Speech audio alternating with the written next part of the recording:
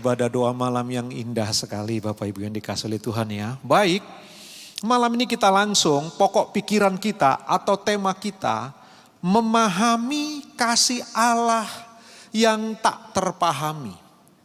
Bahkan judulnya saja sudah kontroversi.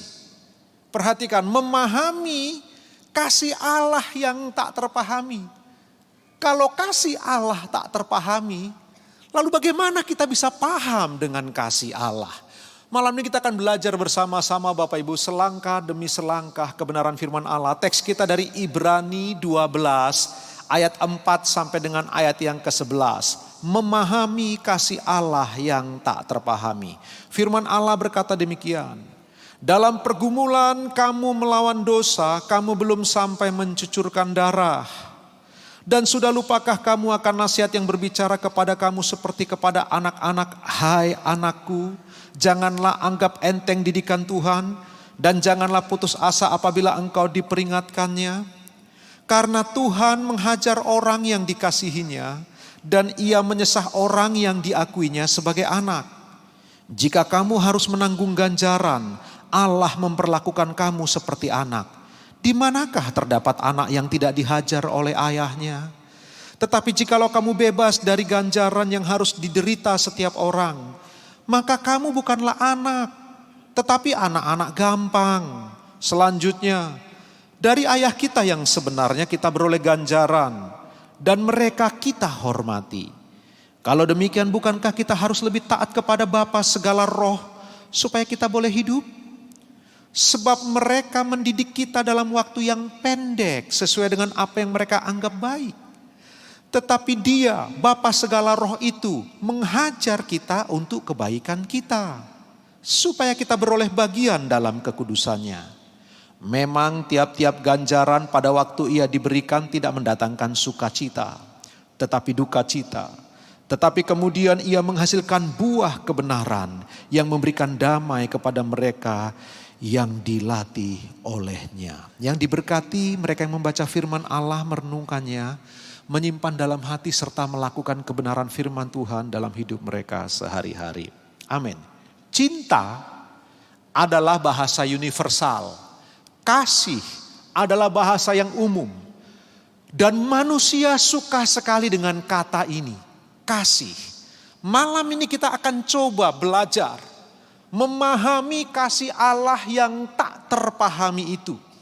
Kadang-kadang Bapak Ibu, sesuatu yang sering kita dengar, sesuatu yang sering kita katakan, sesuatu yang sering kita baca, belum tentu kita memahaminya dengan benar. Belum tentu kita mengerti seutuh-utuhnya apa yang kita baca itu, apa yang sering kita ungkapkan, apa yang sering kita pikirkan barangkali. Secara khusus malam ini tentang kasih. Kita suka dan senang dengan sifat Allah yang penuh kasih. Semua kita suka sifat Allah yang penuh kasih. Tetapi apakah kita menyadari betapa sulitnya memahami kasih Allah? Dari pertama kita menjadi anak Tuhan, kita diberitahu karena cintanya kepada kita, kita diselamatkan. Karena cintanya kepada kita, kita diampuni. Karena cintanya kepada kita, kita dipelihara. Karena cintanya kepada kita, kita dijagai dan diberi harapan masa depan. Kita terus diindoktrinasi tentang cinta dan kasih Allah. Tapi tahukah Bapak Ibu, betapa tidak mudah memahami kasih Allah. Sampai-sampai Paulus perlu berdoa untuk jemaat di Efesus agar dapat memahami kasih Allah yang tak terpahami itu. Dia mengatakan dalam Efesus 3 ayat 18-19a, aku berdoa supaya kamu bersama-sama dengan segala orang kudus dapat memahami betapa lebarnya dan panjangnya dan tingginya dan dalamnya kasih Kristus, dan dapat mengenal kasih itu sekalipun, perhatikan anak kalimat selanjutnya, ia melampaui segala pengetahuan. Seluas apa pengetahuanmu, kasih Allah melampaui pengetahuan itu.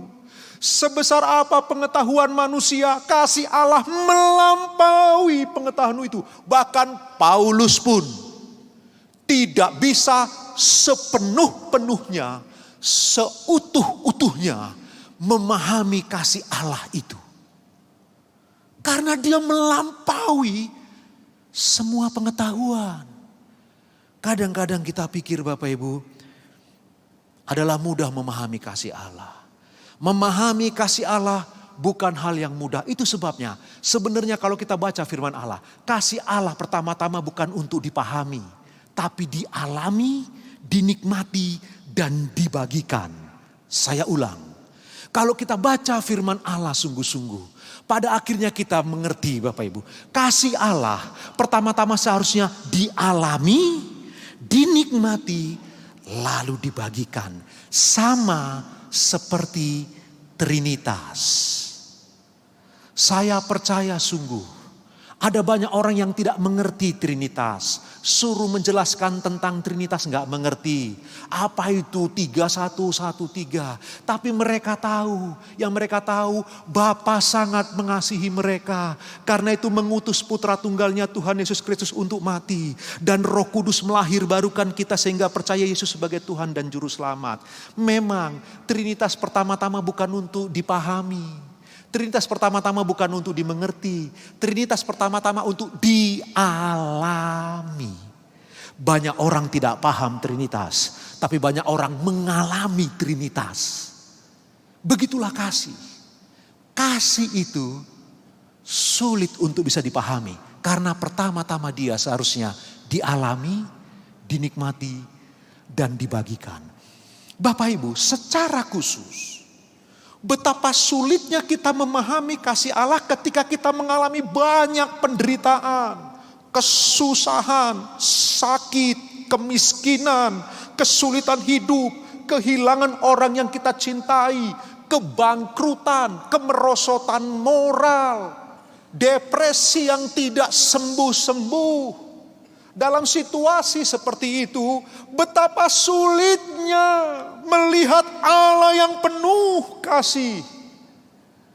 Betapa tidak mudah memahami kasih Allah itu. Bapak Ibu tahu gambar ini? Rick Warren bersama dengan Matthew Warren. Tanyalah kepada Bapak Rick Warren. Tahun 2013, anaknya Matthew Warren, dia tembakkan kepalanya, dia bunuh diri Bapak Ibu. Mati seketika. Rick Warren adalah gembala sidang salah satu gereja mega church di Amerika Serikat. Dihadiri hampir 35.000 ibadahnya setiap minggu di Saddleback sana. Bapak Rick Warren adalah penulis yang luar biasa. Ratusan juta umat Kristen diberkati di dunia. Bukunya yang paling terkenal seperti kerupuk. Di mana-mana dia ada. Purpose Driven Life. Kita baca bukunya itu. Seorang hamba Tuhan yang setia. Karena begitu larisnya buku-bukunya, saya mendengar kesaksiannya, dia pulangkan semua gajinya ke gereja. Dia hidup dari royalti buku-bukunya yang luar biasa. Seorang hamba Tuhan yang mengasihi Tuhan, yang mencintai Tuhan. Tapi hari itu, putra bungsunya bunuh diri. Betapa sulitnya bagi Rick Warren untuk melihat bahwa Allah itu maha kasih. Jika Allah maha kasih, kenapa aku mengalami ini? Bapak Ibu tahu, berminggu-minggu dia tidak bisa berkhotbah. Dia bertanya tentang kasih Allah pasti. Benarkah Allah mengasihi kami? Bagaimana dengan Horatius Spafford? Kita tahu semua orang ini Bapak Ibu. Horatius Spafford, seorang pialang, seorang anak Tuhan yang bersahabat dengan hamba-hamba Tuhan besar seperti D.L. Moody. Seorang yang mencintai Tuhan sungguh-sungguh, lalu di Chicago tiba-tiba propertinya terbakar habis, putra satu-satunya mati di sana. Untuk menghibur istrinya bersama dengan 4 putrinya, dia kirim ke Wales, Inggris. Karena D.L. Moody sedang melakukan KKR di sana. Untuk menghibur. Di tengah laut kapal tenggelam. Datang vessel, tulisannya self alone. Cuman sendiri yang selamat itu istrinya. 4 putrinya mati di tengah laut. Bapak Ibu bisa bayangkan Horatius Spafford bagaimana hatinya bisa memahami Allah yang penuh kasih. Jika Allah mengasihi aku, mengapa aku begini? Situasi seperti itu tidak mudah memahami kasih Allah. Itu sebabnya malam ini kita perlu merenungkan bersama-sama. Kita tidak mungkin bisa memahami sepenuh-penuhnya kasih Allah. Tapi sekurang-kurangnya ada satu angle yang coba kita mau sorot, Bapak Ibu yang dikasihi Tuhan. Kenapa kadang-kadang dalam hidup ini kita mengalami berbagai macam sesuatu yang membuat kita meragukan kasih Allah. Pertama kita kembali kepada teks Bapak Ibu. Perhatikanlah latar belakang surat Ibrani. Ada dua masalah yang dihadapi oleh orang-orang yang dikirimi surat oleh penulis Ibrani. Yang pertama, Ibrani 10 ayat 32 sampai 34. Ingatlah akan masa yang lalu.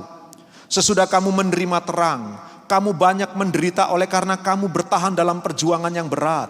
Baik waktu kamu dijadikan tontonan oleh cercaan dan penderitaan. Orang-orang yang dikirimi surat ini dalam gereja mula-mula, begitu menerima terang Kristus, mengalami penganiayaan yang luar biasa. Sampai dijadikan tontonan, diadu dengan banteng seperti matador. Mereka dipertontonkan, mereka dicerca, mereka dipermalukan. Kadang-kadang kita dengar pengkhotbah sekarang ini, Tuhan tidak akan permalukan kita. Gereja mula-mula banyak dipermalukan, ditelanjangi. Mohon maaf. Mayat yang sudah mati dari lubang duburnya ditusukkan bambu runcing, dipancangkan di taman-taman kota, disiram dengan aspal, ter, gala-gala, dibakar.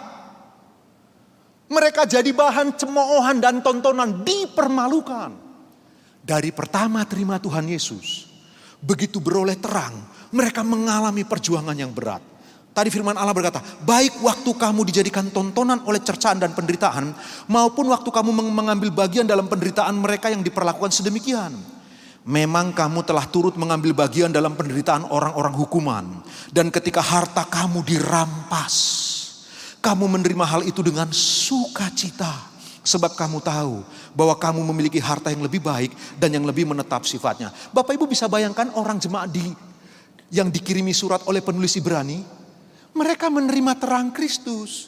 Mereka hidup benar. Mereka hidup baik. Tapi hidup mereka penuh penderitaan dan dijadikan tontonan.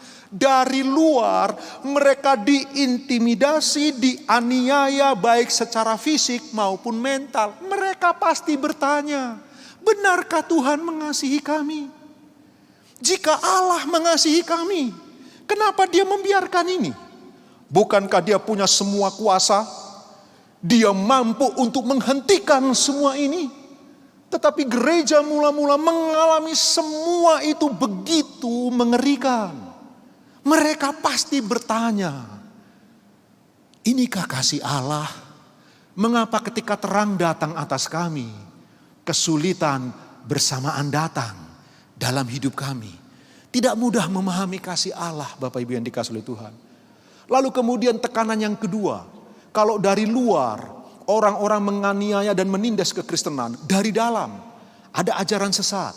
Peristiwa kenaikan Tuhan Yesus saya sempat singgung Bapak Ibu. Mereka, gereja mula-mula kemasukan ajaran sesat meragukan keimaman Yesus Kristus. Kenapa diragukan imamnya Yesus? Yesus keturunan Yehuda. Syarat menjadi imam harus pertama keturunan Harun, yang kedua keturunan suku Lewi. Yesus dari Yehuda, enggak mungkin dia seorang imam. Ajaran sesat masuk, ingin merontokkan gereja dari dalam.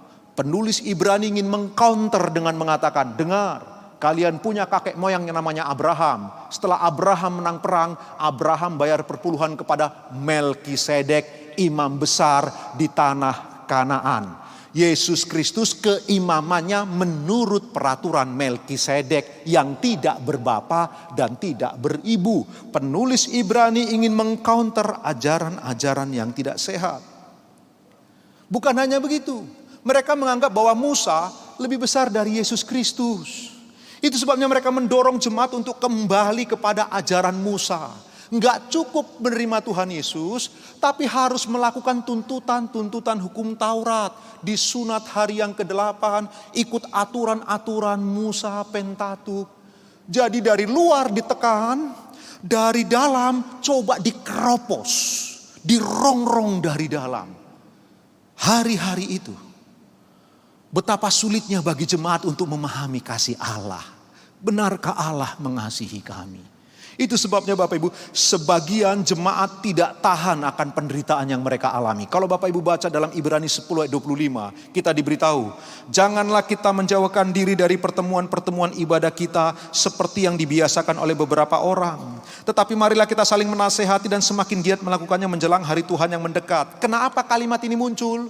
Karena sudah mulai banyak yang mundur, nggak kuat, nggak paham dengan kasih Allah. Nggak mengerti konsep kasih Allah dalam memelihara umatnya. Sehingga mereka mulai mundur dari persekutuan. Mereka mulai enggan untuk dinasehati. Tidak mudah. Dan kalau Bapak Ibu baca dengan ketat kitab Ibrani, penuh dengan teguran-teguran yang keras.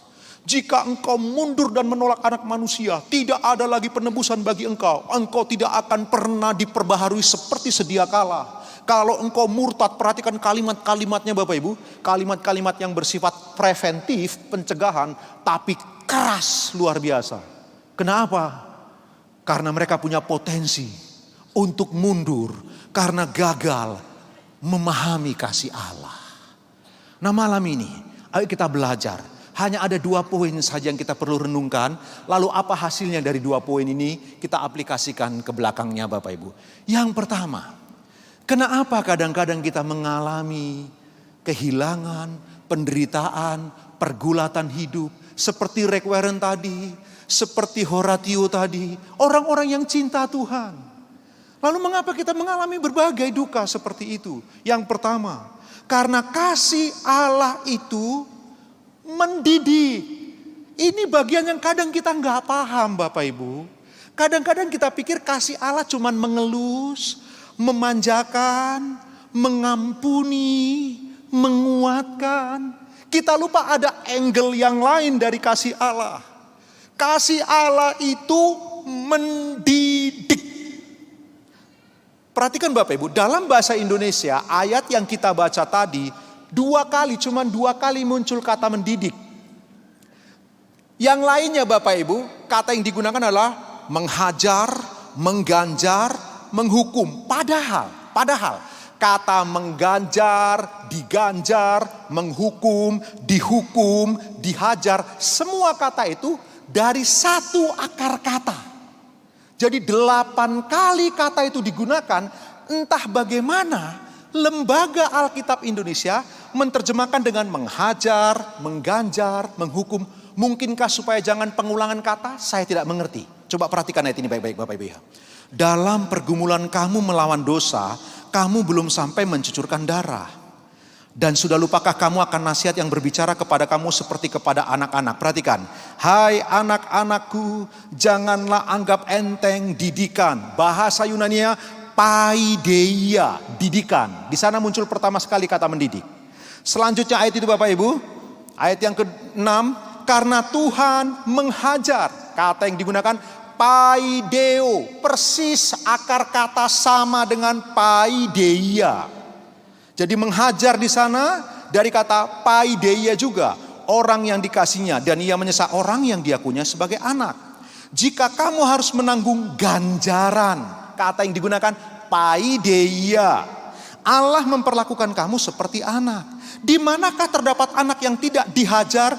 Paideuo. Kata dasar yang sama diulang-ulang 8 kali. Coba perhatikan selanjutnya ayat ke-8. Tetapi jikalau kamu bebas dari ganjaran, paideia, yang harus diderita setiap orang, maka kamu bukanlah anak tetapi anak-anak gampang. Selanjutnya, dari ayah kita yang sebenarnya kita beroleh ganjaran paideutes dari kata dasar paideuo, dan mereka kita hormati. Kalau demikian bukankah kita harus lebih taat kepada Bapa segala roh supaya kita boleh hidup? Sebab mereka mendidik kita dalam waktu yang pendek sesuai dengan apa yang mereka anggap baik, tetapi dia menghajar paideuo, menghajar kita untuk kebaikan kita supaya kita beroleh bagian dalam kekudusannya. Memang tiap-tiap ganjaran muncul lagi kata paideia. Saya ulang Bapak Ibu. Akar katanya, kalau Bapak Ibu perhatikan, akar kata dalam bahasa Yunani itu cuma satu, paiat.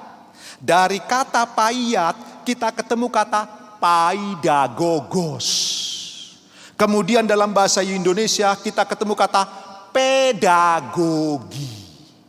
Apa itu pedagogi? Orang yang melakukan pendisiplinan atau orang yang mengajar. Jadi payat muncul kata paidagogos, dalam bahasa Indonesia muncul pedagogi. Itu adalah orang yang melakukan pendisiplinan dan mengajar. 8 kali digunakan, tapi Lembaga Alkitab Indonesia menerjemahkan dengan kalimat kata-kata yang berbeda. Menghajar, menghukum, padahal bukan. Jemaat yang dikirimi surat tidak berdosa. Bukan karena dosa mereka mengalami penderitaan. Bukan karena kesalahan mereka mengalami penindasan. Justru karena terang datang dalam hidup mereka, mereka menderita luar biasa.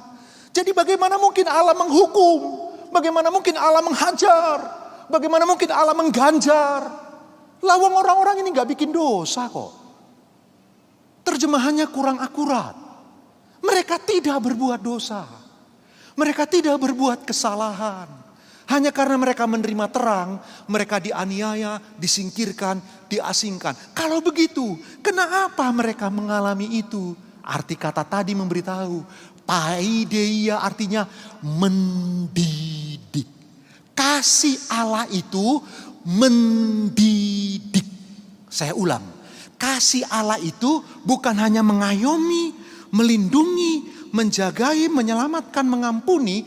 Tapi kasih Allah itu mendidik. Ini poin penting yang kadang kita nggak paham. Kasih karunia Allah, sekali lagi, di dalamnya ada unsur didikan yang akan mendisiplin kita. Coba perhatikan Bapak Ibu, ayat yang ke-11. Memang tiap-tiap ganjaran pada waktu ia diberikan tidak mendatangkan sukacita, tetapi duka cita. Tetapi kemudian ia menghasilkan buah kebenaran yang memberikan damai kepada mereka yang dilatih olehnya. Penekanan dari saya. Dilatih itu dari kata gimnastik. Kita ketemu kata nge-gym itu Bapak Ibu ya, olahraga gym. Jadi mendidik tidak selalu menghukum. Mendidik itu berarti melatih. Dengan bahasa sederhana yang saya mau beritahu. Begini. Kalau engkau dalam hidup ini tidak melakukan sesuatu yang ekstrim, engkau dalam koridor Allah, engkau belajar takut Tuhan. Oh, kita punya kelemahan dan kekurangan, tapi kita belajar hidup seturut dengan kehendak Allah. Lalu engkau mengalami tekanan hidup yang tidak mudah. Engkau mengalami penderitaan seperti gereja mula-mula. Perhatikan, itu belum tentu karena dosa. Tapi karena memang kasih Allah itu melatih kita. Kasih Allah itu mendidik. Bagian ini, angle ini kadang-kadang kita abai. Sehingga ketika kita mengalami kesulitan, kita tambah gugup. Kita tambah bingung. Lalu mulai bertanya-tanya, Tuhan apa dosaku? Kita mulai salah bereaksi. Bapak Ibu mulai malam hari ini ayo kita renungkan firman Tuhan ini. Ternyata kita ketemu satu lagi sisi lain dari kasih Allah. Kasih Allah selalu mendidik. Pertanyaannya, apakah kasihmu kepada anakmu mendidik? Apakah kasihmu kepada pasanganmu mendidik? Apakah kasihmu kepada saudaramu, rekan sekerja mendidik? Atau kasihmu membiarkan mereka liar? Kasih Allah tidak demikian. Kasih Allah mendidik, mengontrol, mendisiplin, melatih kita. Itulah kasih Allah. Begitulah seharusnya waktu kita mengasihi pasangan kita, mengasihi anak kita, mengasihi orang tua kita. Harus ada unsur didikan. Di dalam kasih harus ada unsur didikan. Ini poin penting Bapak Ibu yang dikasihi oleh Tuhan. Kasih Allah itu mendidik kita. Bapak Ibu tahu ada C.S. Lewis dan istrinya Joy Davidman. C.S. Lewis telah memutuskan tidak akan menikah. Saya dapat informasi dari dosen saya ini. Dia memutuskan untuk melajang. C.S. Lewis adalah seorang penulis yang hebat, hamba Tuhan yang luar biasa. Tulisannya menjadi rujukan. Tulisannya menjadi referensi bagi kita untuk mengutip hal-hal yang baik dari hikmatnya. Dia memutuskan untuk melajang. seorang pria Inggris yang dingin. Lalu ketemu dengan yang namanya Joy Davidman, seorang perempuan Amerika yang begitu bergairah, begitu energik dan hangat. C.S. Lewis yang pinginnya untuk tidak menikah hanya melajang saja, akhirnya jatuh cinta kepada janda ini. Mereka menikah. Bapak Ibu, 2 tahun menikah. Joy Davidman didiagnosa kena kanker, lalu kemudian meninggal dunia. Bapak C.S. Lewis seorang yang takut akan Tuhan, seorang yang mendalami kebenaran firman Allah, mulai bertanya-tanya tentang kasih Allah. Perhatikan kalimatnya. Sementara itu, di manakah Allah ketika Anda benar-benar butuh? Ketika semua bentuk pertolongan yang lain gagal, di manakah Allah? Apa yang akan Anda temukan? Dia bertanya. Sebuah pintu yang terbanting di hadapan Anda. Suatu suara atau 2 buah grendel yang digerakkan untuk mengunci pintu dari dalam. Dan sesudah itu, kebisuan. Tutup pintu, bulak, kunci, cek. Kebisuan. Di mana Tuhan ketika semua pertolongan tidak datang? Ketika semua uang tidak mampu menjawab, di mana Tuhan? Kenapa dia tutup pintu? C.S. Lewis belajar bertanya tentang kasih Allah. Dia mulai belajar lagi sisi lain dari kasih Allah. Bahwa kasih Allah itu ada unsur mendidik, bukan sekedar memanjakan. Itu sebabnya dia menulis bagian lain, dia berkata demikian. Aku percaya kepada Kristus seperti aku percaya akan matahari. Bukan karena aku dapat melihat matahari, namun oleh karena keberadaan matahari aku dapat melihat setiap hal yang lainnya. Tidak seorang pun pernah melihat matahari. Yang kita lihat adalah sinar matahari, Bapak Ibu. Perhatikan kalimat yang berhikmat ini. Kalimat yang indah. Aku percaya kepada Kristus seperti aku percaya akan matahari. Bukan karena aku dapat melihat matahari, namun oleh karena keberadaan matahari aku dapat melihat setiap hal yang lainnya. Hari itu dia belajar bahwa justru melalui Kristus dia bisa melihat semua bagian hidup ini dengan lebih terang. Kasih Allah itu ada unsur mendidik. Malam hari ini Bapak Ibu yang dikasihi Tuhan, saya ingin menguatkan kita semua. Jika hidupmu baik, jika hidupmu tertib, namun terkadang malah banyak kesulitan yang kau hadapi, jangan kecil hati, jangan minder, jangan rendah diri. Ingat baik-baik, kadang-kadang memang kasih Allah mendidik kita, melatih kita. Amin. Iya, tepuk tangan buat Tuhan Bapak Ibu yang dikasihi oleh Tuhan Yesus Kristus. Ya, karena kasih Allah selalu punya unsur mendidik. Demikianlah kasih kita harus ada unsur mendidiknya. Yang kedua, kita cepat Bapak Ibu yang dikasihi Tuhan. Yang kedua, mengapa gereja mula-mula mengalami demikian menyakitkan? Dan mengapa anak Tuhan sampai hari ini mengalami kehilangan, kesedihan, kedukaan? Oleh karena apa? Perhatikan, didikan dilakukan karena kita adalah anak-anaknya. Poin ini penting. Memahami kasih Allah, ternyata kasih Allah itu ada unsur mendidik, melatih kita. Pertanyaannya, kenapa kita dididik? Kenapa kita dilatih? Karena status kita. Kita adalah anaknya. Jadi Alkitab berkata, kalau engkau anak-anak gampang, maksudnya adalah anak hasil perselingkuhan. Tapi kalau anak yang sah, pertama anak kandung, yang kedua anak hasil adopsi, legal formal secara hukum jelas diadopsi. Maka yang seperti ini pasti dididik. Jadi anak kandung dan anak adopsi pasti dididik. Tetapi anak yang bukan dari kedua hal ini tidak akan didik. Itu sebabnya kenapa kita beroleh didikan. Kenapa Allah mendidik kita. Kenapa kasihnya mendidik kita. Karena kita adalah anak-anaknya. Ibrani 12 ayat 6-8 berkata demikian. Karena Tuhan menghajar orang yang dikasihinya. Sekali lagi kata menghajar itu mendidik Bapak Ibu ya. Paideia. Dan ia menyesal orang yang diakuinya sebagai anak. Jika kamu harus menanggung ganjaran Allah memperlakukan kamu seperti anak. Di manakah terdapat anak yang tidak dihajar oleh ayahnya? Tetapi jikalau kamu bebas dari ganjaran yang harus diderita setiap orang, maka kamu bukanlah anak tetapi anak-anak gampang. Apa yang kita bisa pelajari dari ayat-ayat ini Bapak Ibu? Penulis kitab Ibrani berasumsi orang tua yang normal pasti mendidik anaknya. Itu sebabnya kalimat itu kata orang tua yang di bumi.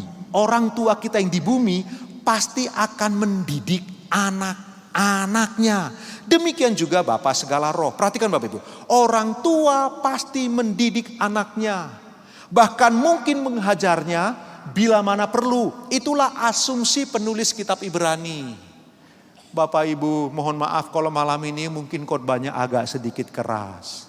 Didik anakmu, karena penulis Ibrani sudah berasumsi orang tua yang normal akan mendidik anaknya bila mana perlu menghajarnya. Tetapi sekarang psikolog-psikolog sekarang mengajarkan kita nggak boleh pukul anak, dan kita memang bisa dibawa ke polisi karena pukul anak. Tetapi Alkitab berkata rotan anakmu selagi bisa supaya besar tidak mempermalukan ibunya. Ada bagian dari tubuh kita memang lemaknya lebih tebal dari bagian lain supaya bagian itu kita bisa pukul. Bagian sini Bapak Ibu. Apa poinnya? Orang tua didik anak kita.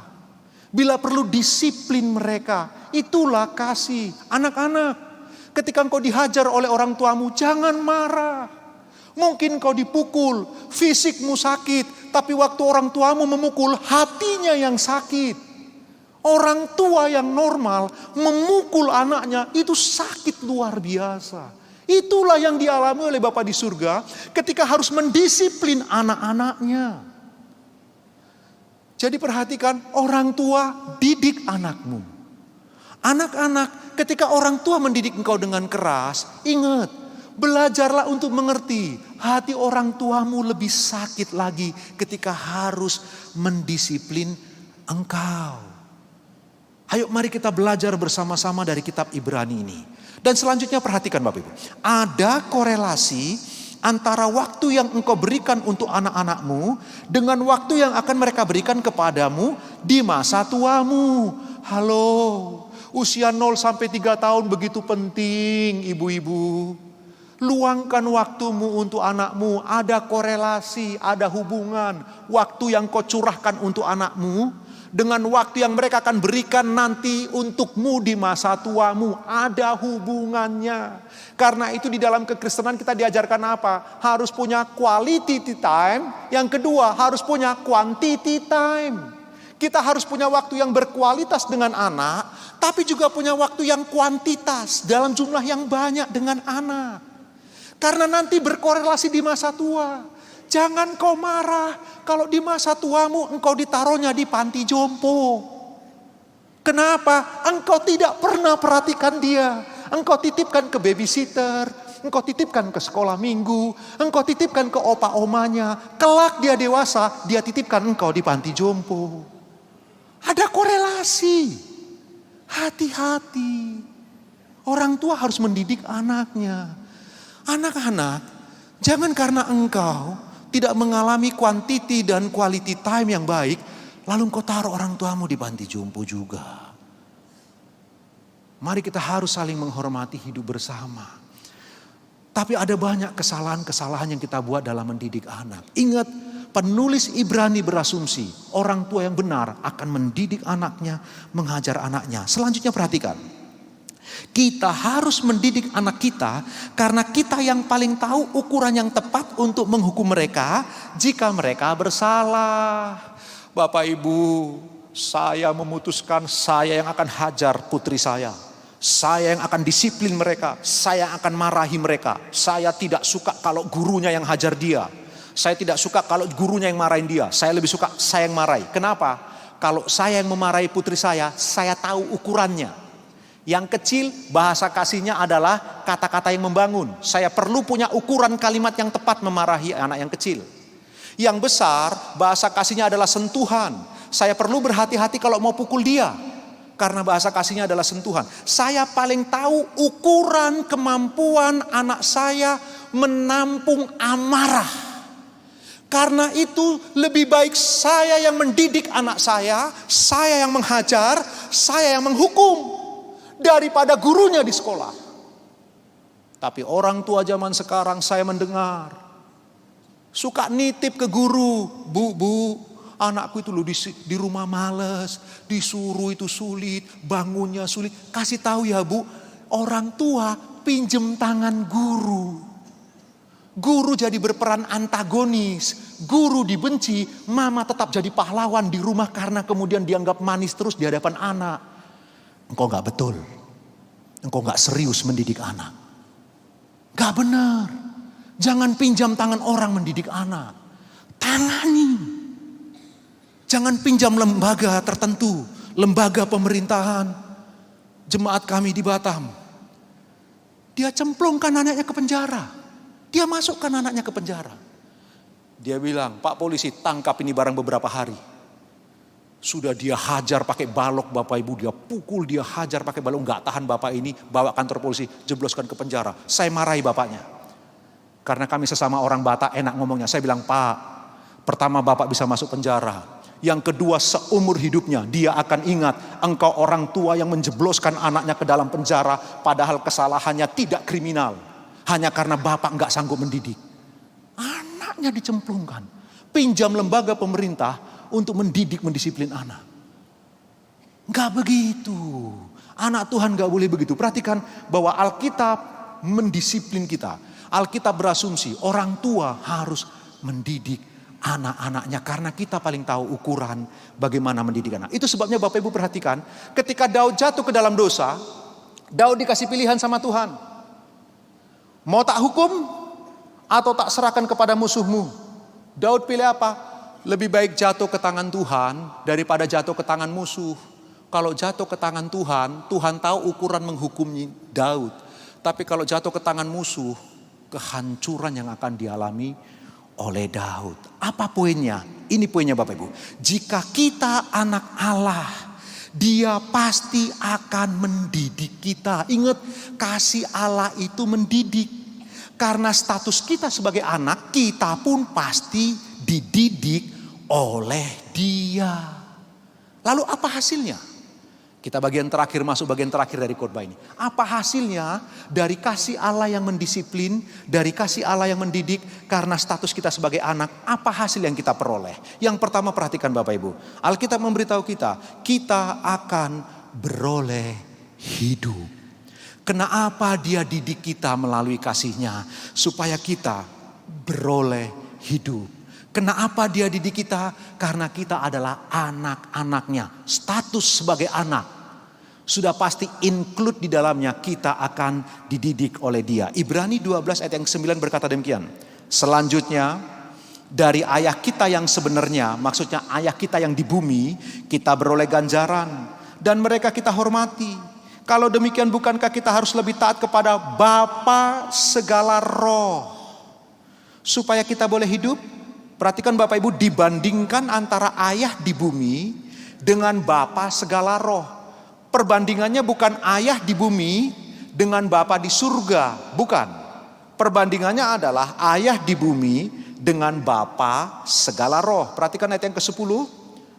Sebab mereka mendidik kita dalam waktu yang pendek sesuai dengan apa yang mereka anggap baik. Tetapi Bapa segala roh menghajar kita untuk kebaikan kita, supaya kita beroleh bagian dalam kekudusannya. Apa yang saya mau beritahu? Coba perhatikan perbandingan ini. Multimedia bantu saya tampilkan. Ayah di bumi mendidik kita dalam waktu yang singkat. Tadi penulis Ibrani berkata begitu. Kenapa kasih Allah mendisiplin? Karena kasih Allah mendisiplin untuk membentuk kita, melatih kita, karena kita anak-anaknya. Dengan demikian ada hasil yang kita peroleh. Kita bisa beroleh hidup. Lalu kemudian coba dia bandingkan cara orang tua di bumi mendidik dengan Bapa segala roh. Perhatikan bandingnya. Ayah di bumi mendidik kita dalam waktu yang singkat. Iya, mereka mendidik kita dalam waktu yang singkat. Mereka paling mendidik kita sampai kita menikah. Begitu kita menikah, orang tua berhenti mendidik kita. Mereka sudah tahu betapa sulitnya pernikahan. Pernikahannya sendiri sulit. Ngapain lagi dia repot-repot mendidik anaknya yang sudah menikah? Nggak mudah. Dan yang menarik, saya dengar satu pendeta khotbah, saya kutip ini Bapak Ibu yang dikasihi oleh Tuhan. Dia cerita, ada beberapa orang muda sekarang menikah bukan karena usia, tapi karena di rumah sudah tidak kuat dengan pemerintahan Pontius Pilatus. Supaya cepat keluar dari pemerintahan Pontius Pilatus, mereka kemudian menikah. Karena kalau sudah menikah, nggak perlu dididik lagi oleh Pontius Pilatus. Ada lagi menikah dengan alasan yang begitu hebat. Mereka mengatakan begini, aku nggak enak ngerepotin mama terus. Aku dari kecil ngerepotin mama terus. Sekarang ngerepotin mama terus, aku tak menikahlah. Pendeta ini bilang, oh kamu mau cari korban yang baru ya? Menikah alasannya karena nggak mau merepotin mama. Iya, dia cari korban yang lain yang bisa dia repotin. Kan itu berbahaya. Tapi poinnya, penulis Ibrani membandingkan ayah di bumi mendidik kita waktunya singkat. Yang kedua, ayah di bumi mendidik menurut apa yang mereka anggap baik.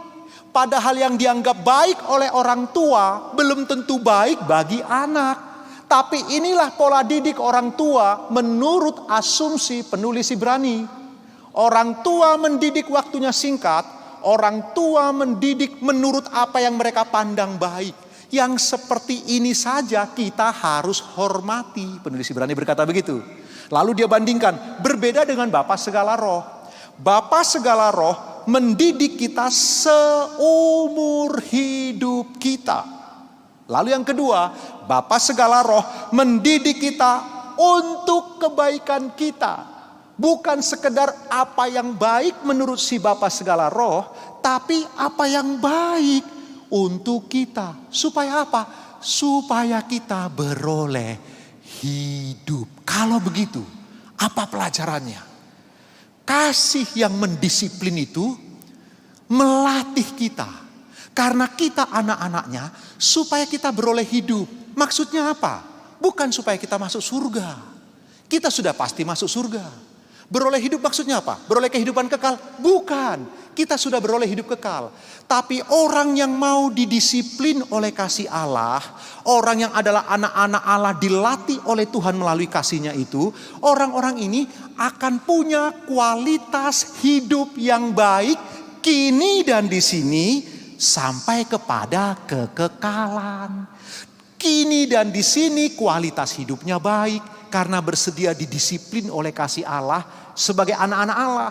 Tetapi di kehidupan yang akan datang pun dia punya kualitas hidup yang baik. Itulah maksud penulis Ibrani waktu dia mengatakan tadi, Bapa segala roh menghajar kita supaya kita beroleh hidup. Bapak Ibu yang dikasihi Tuhan, ini poin penting sekali. Poin penting, ingat baik-baik Bapak Ibu yang dikasihi Tuhan. Dia mendisiplin kita dengan kasihnya. Supaya kita punya kualitas hidup yang baik. Hari ini, di sini, kita punya kualitas hidup yang baik. Dalam proses perjalanan waktu, di dalam kekekalan, kita punya kualitas hidup yang baik. Tidak mungkin, saya bilang, tidak mungkin. Ada dua orang sama-sama anak Tuhan, sama-sama lahir baru, sama-sama mencintai Tuhan. Tapi yang satu sungguh-sungguh bekerja untuk pekerjaan Tuhan. Yang satu biasa-biasa saja, lalu kualitas hidupnya sama, tidak mungkin. Kualitasnya dalam kekekalan sama, tidak mungkin. Keadilan Allah itu nyata. Tidaklah mungkin sama. Karena itu Bapak Ibu, pelajarannya jelas. Ketika kita didisiplin karena kasih Allah, bukan karena engkau berdosa, bukan karena kejahatanmu, tapi karena kasihnya ingin mendisiplin dan melatih engkau. Ingatlah, semua tujuannya supaya engkau beroleh kualitas hidup yang baik. Amin. Yuk yang mengerti tepuk tangan buat Tuhan, Bapak Ibu yang dikasihi Tuhan. Yang kedua, jelas sekali penulis Ibrani tadi berkata supaya apa? Supaya kita semakin kudus. Perhatikan Ibrani 12 ayat 10b. Ini hasil dari pendisiplinan. Oleh karena kasih Allah, kita didisiplin, hasilnya bukan hanya kualitas hidup, tapi kekudusan. Kita semakin kudus. Ibrani 12 ayat 10b. Dia menghajar kita untuk kebaikan kita, supaya kita beroleh bagian dalam kekudusannya. Nah, di dalam Alkitab Bapak Ibu, ada 3 kekudusan dalam teologi. Di dalam Alkitab ada 3 kekudusan. Yang pertama Bapak Ibu, perhatikan kekudusan status, posisi. Maksudnya begini, saya akan terangkan pelan-pelan, anggap saja ini som Bapak Ibu ya. Waktu kita percaya Yesus sebagai Tuhan dan Juru Selamat, kita menerima Yesus, kita lahir baru, maka status kita orang kudus. Dari dunia ini kita orang yang terpilih, dikuduskan bagi Allah. Jadi status kita kudus. Oke, tapi ada kekudusan yang kedua. Apa itu? Kekudusan proses atau progressive sanctification. Kekudusan yang berproses. Yang ketiga ada yang namanya kekudusan final. Saya akan terangkan pelan-pelan. Kekudusan status. Orang-orang di Korintus, Paulus berkata 1 Korintus 1 ayat 1 sampai 3. Kepada orang-orang kudus di Korintus. Kita kaget baca ayat itu. Baca pasal 5-nya Bapak Ibu ketemu orang Korintus cabul, zina, nyembah berhala, anak menikah dengan istri papanya, perempuan istri dengan istri bersetubuh, suami dengan suami bersetubuh di dalam gereja Korintus. Mereka melakukan dosa yang tidak dilakukan oleh orang-orang yang tidak mengenal Allah. Mereka hancur, bejat. Tapi Paulus mengatakan kepada orang-orang kudus di Korintus. Apa maksudnya? Paulus sedang bicara kekudusan status. Hei, Paulus sedang berkata indikatif. Dia beritahu indikasinya indikatif, lalu ada imperatif dalam bahasa Yunani. Paulus mengatakan engkau itu orang kudus, engkau sudah ditebus. Lalu kalimat perintahnya, karena itu hiduplah kudus, jangan hidup seperti itu. Tapi waktu Paulus menyebut kepada orang-orang kudus di Korintus, itu adalah kekudusan status. Status mereka kudus. Tetapi bagian yang kedua mereka gak kerjakan. Apa itu? Kekudusan proses. Progressive sanctification. Yang ketiga adalah kekudusan final. Maksudnya apa? Begini. Sehebat apapun kita progres, kita ingin hidup lebih suci, lebih kudus. Dalam progres ini kita pelan-pelan melatih diri. Sehebat apapun, begitu kita mati, jarak antara kekudusan kita dengan standar kekudusan Allah masih terlalu jauh. Tidak ada manusia yang bisa mati dalam posisi sempurna seperti standar Allah. Itu sebabnya waktu kita menjaga proses kekudusan, kita bertumbuh dalam kekudusan, lalu kemudian kita meninggal dunia, karena masih jauh jarak antara kekudusan yang kita kerjakan dengan standar Allah, maka ada kekudusan yang ketiga, kekudusan final.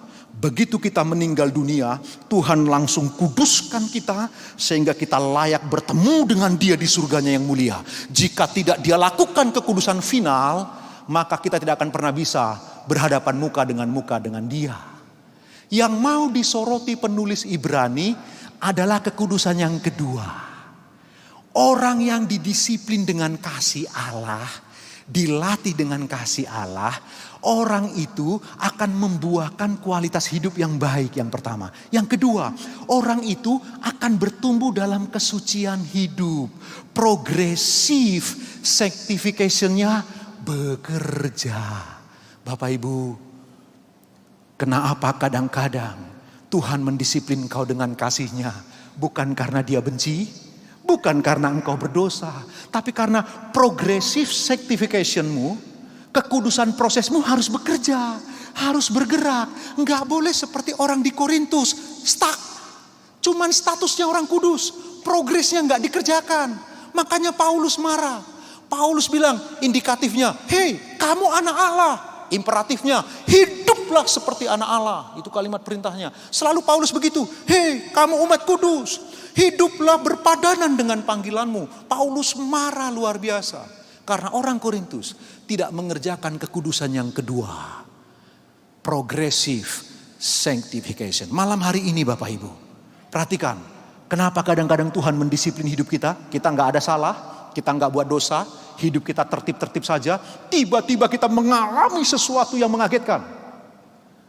Kasih Tuhan sedang mendisiplinmu. Supaya apa? Kualitas hidupmu berubah. Yang kedua, supaya kekudusan prosesmu bekerja di sana sehingga kita ambil bagian dalam kekudusannya. Yang mengerti katakan amin. Ayo tepuk tangan buat Tuhan Bapak Ibu yang dikasihi oleh Tuhan. Karena itu malam hari ini, jika Tuhan mendisiplin kita dengan kasih-Nya, relakan hatimu. Jangan marah dan kecewa, meresponlah dengan benar. Yang ketiga apa hasilnya dari disiplin kasih Allah Bapak Ibu yang dikasihi Tuhan? Kita akan mengalami damai sejahtera. Ibrani 12 ayat yang ke-11. Memang tiap-tiap ganjaran pada waktu ia diberikan tidak mendatangkan sukacita, tetapi duka cita. Tetapi kemudian ia menghasilkan buah kebenaran yang memberikan damai kepada mereka yang dilatih olehnya. Penulis Ibrani tahu sekali. Orang yang didisiplin, orang yang dilatih pasti gak suka. Karena itu ketika disiplin kasih Allah datang, kita itu berduka cita. Kenapa begitu Bapak Ibu? Karena natur dosa dalam diri kita. Kita ini pinginnya liar. Kita pinginnya bebas. Kita maunya sesuka-suka mau kita. Sehingga ketika harus didisiplin oleh kasih Allah, kita berontak. Kita meronta. Kita manusia yang selalu pingin bebas. Bapak Ibu, saya ingin beritahu kepada Bapak Ibu kabar baik. Tidak ada kebebasan yang sungguh-sungguh bebas. Semua kebebasan terikat. Tidak ada kemerdekaan yang sungguh-sungguh merdeka semerdeka-merdekanya. Semua kemerdekaan bersifat terikat. Saya bebas tapi saya terikat. Terikat kepada hukum di pemerintahan ini. Saya bebas tapi saya terikat kepada hukum perkawinan dengan istri saya. Saya terikat dengan hukum janji saya kepada anak-anak saya. Saya terikat dengan pemimpin saya di tempat ini. Saya terikat dengan komunitas orang banyak. Tidak ada kebebasan yang sungguh-sungguh bebas. Apa yang saya mau beritahu? Kenapa waktu disiplin kasih Allah datang, kita itu cenderung mengalami duka? Karena kita orang yang ingin memberontak. Kita ingin liar dan bebas. Kita ingin menjadi penentu atas diri kita sendiri. Itulah sebabnya disiplin kasih Allah seringkali membuat kita berduka cita. Tapi penulis Ibrani mengatakan, walaupun begitu dia akan mendatangkan sukacita nantinya. Tetapi kemudian ia menghasilkan buah kebenaran yang memberikan damai kepada mereka yang dilatih olehnya. Saya akan tutup begini Bapak Ibu. Kalau begitu, cara berpikirnya penulis Ibrani sederhana. Coba perhatikan ini baik-baik. Saya akan tutup dengan begini. Cari tahu dalam kehidupanmu. Karena ternyata orang yang statusnya anak Allah, dikasihi oleh Allah, pasti didisiplin dengan kasih Allah. Nah disiplinnya kadang-kadang kita nggak paham. Tapi Allah mendisiplin kita. Hasilnya kita punya kualitas hidup yang berubah, yang lebih baik. Kita bertumbuh dalam proses kekudusan. Dan kita mengalami banyak damai sejahtera. Sekarang ini ukurannya. Jika di rumahmu, jika di keluargamu, engkau menemukan ada banyak kebaikan dan damai sejahtera, maka ditarik mundur. Proses kekudusanmu sedang bekerja. Kalau begitu ditarik mundur lagi, kualitas hidupmu sudah mulai membaik. Tapi kalau di rumah tanggamu, engkau tidak banyak dengan damai sejahtera. Engkau begitu langka ketemu dengan sukacita dan damai sejahtera. Rumahmu dibanjiri dengan pertempuran yang mengerikan setiap hari. Barangkali proses kekudusanmu tidak bekerja. Sehingga kualitas hidupmu mentok. Alur berpikirnya sederhana. Perhatikan Bapak Ibu. Karena Allah mengasihi kita, Dia disiplin kita. Kenapa? Karena kita anaknya. Supaya apa? Supaya beroleh hasil kualitas hidup kita baik. Proses kekudusan kita bekerja. Kita beroleh damai sejahtera yang melimpah-limpah. Pertanyaannya kepada kita semua, kepada saya. Adakah di rumahmu banjir damai sejahtera dan sukacita? Jika di rumahmu, dalam rumah tanggamu, hubungan satu dengan yang lain, engkau begitu terbuka, ada banyak tawa di sana, ada sukacita, ada damai sejahtera. Saya berani mengatakan proses kekudusanmu bertumbuh.